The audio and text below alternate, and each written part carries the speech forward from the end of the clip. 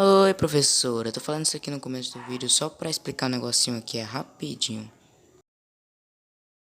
Existem dois tipos de tuberculose: ativa e latente. Tô falando isso aqui só pra quando não for na hora do vídeo de falar sobre isso não ficar muito confuso. É isso e fiquem com o resto do vídeo. Tuberculose ou TB é uma das doenças infecciosas mais antigas e comuns. Acredita-se que cerca de 1/3 da população mundial encontra-se infectada com a tuberculose. Felizmente, apenas cerca de 5% dessas infecções progridem para a doença ativa. Os outros 95% das pessoas infectadas são referidos como tendo uma infecção dormente ou latente. Elas não desenvolvem quaisquer sintomas e não transmitem a doença. A tuberculose é causada por uma bactéria em forma de bastão, ou um bacilo, Mycobacterium tuberculosis. Uma infecção é iniciada após a inalação de micobactérias presentes em gotículas de aerosol lançadas na atmosfera por uma pessoa com a infecção ativa. O processo de transmissão é muito eficiente, uma vez que essas gotículas podem persistir no ambiente durante várias horas, e a dose infecciosa é muito baixa, menos de 10 bacilos são necessários para iniciar a infecção.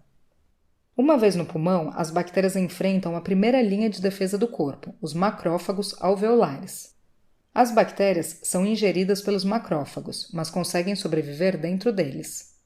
A internalização dos bacilos desencadeia uma resposta inflamatória, que traz outras células de defesa para a área. Em conjunto, essas células formam uma massa de tecido, chamado granuloma, característico da doença. Na sua fase inicial, o granuloma tem o centro de macrófagos infectados e, ao redor dos macrófagos, outras células do sistema imunológico. Com a ativação da imunidade celular, macrófagos carregados com bactérias são mortos, o que resulta na formação do centro caseoso do granuloma. As bactérias se tornam dormentes, mas podem permanecer vivas por décadas. Essa infecção contida é referida como tuberculose latente e pode persistir por toda a vida de uma pessoa sem causar quaisquer sintomas.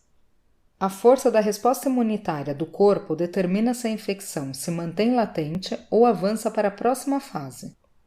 Em pessoas saudáveis, a infecção pode ser interrompida permanentemente neste ponto. Posteriormente, há a cicatrização dos granulomas, deixando pequenas lesões calcificadas.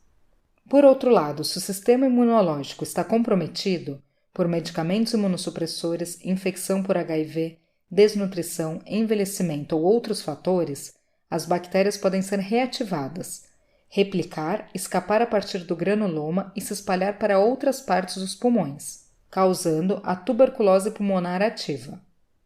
Essa reativação pode ocorrer meses ou mesmo anos após a infecção inicial. Em alguns casos, as bactérias podem também se espalhar para outros órgãos do corpo, através do sistema linfático ou da corrente sanguínea. Essa forma generalizada da doença, chamada de tuberculose disseminada ou tuberculose miliar, ocorre mais comumente em pessoas muito jovens, muito idosas e aquelas com infecção por HIV. A tuberculose é geralmente tratada com antibióticos. Vários antibióticos são usualmente prescritos por muitos meses, devido à lenta taxa de crescimento das bactérias. É muito importante que os pacientes completem o curso do tratamento, para prevenir o desenvolvimento de bactérias resistentes aos medicamentos e recorrência da doença.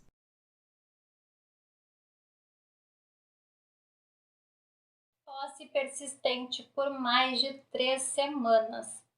Dor na região dos pulmões. Tosse com sangue. Sensação de fadiga prolongada. Sudorese noturna. Arrepios. Febre baixa persistente e perda de apetite.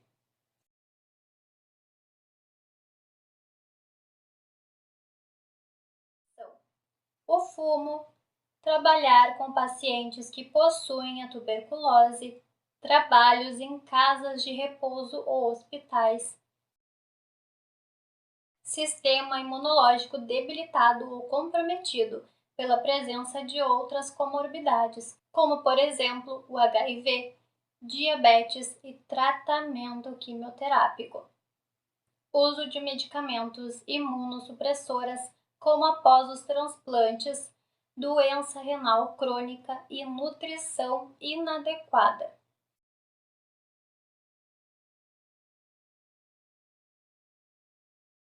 O diagnóstico da tuberculose pode ser feito por meio de 2 testes, um teste de pele e outro teste de sangue. O teste de pele é chamado de Mantoux.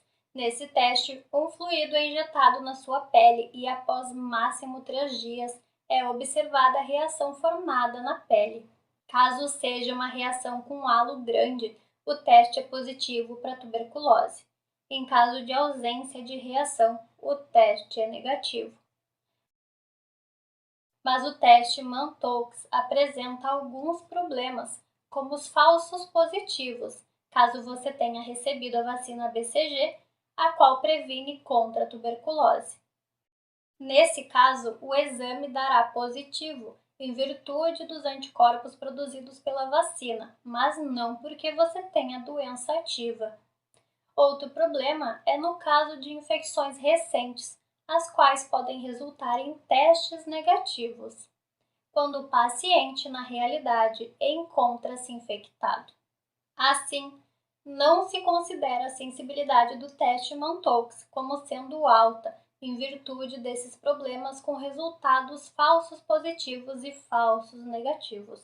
Em relação ao teste de sangue para diagnóstico da tuberculose, ele é chamado teste de interferon gama. Porém, o médico, depois desses exames, sobretudo se o paciente apresenta vários sintomas que coincidem com o diagnóstico de tuberculose, poderá solicitar exames de imagem. Dentre os exames solicitados, o exame de raio-x é bastante comum e permite avaliar o comprometimento pulmonar, bastante característico em casos positivos de tuberculose. Outro teste que ainda pode ser solicitado é a cultura do muco expelido durante a tosse.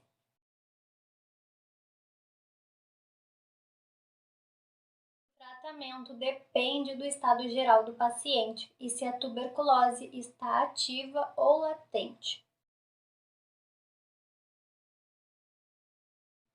Rifampicina, isoniazida, pirazinamida e istambutol, que são administrados por um período de 6 meses a 1 ano.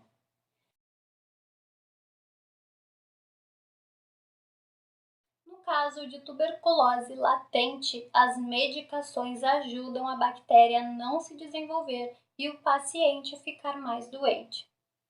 E no caso da tuberculose ativa, as medicações são essenciais para ajudar o organismo a combater a infecção.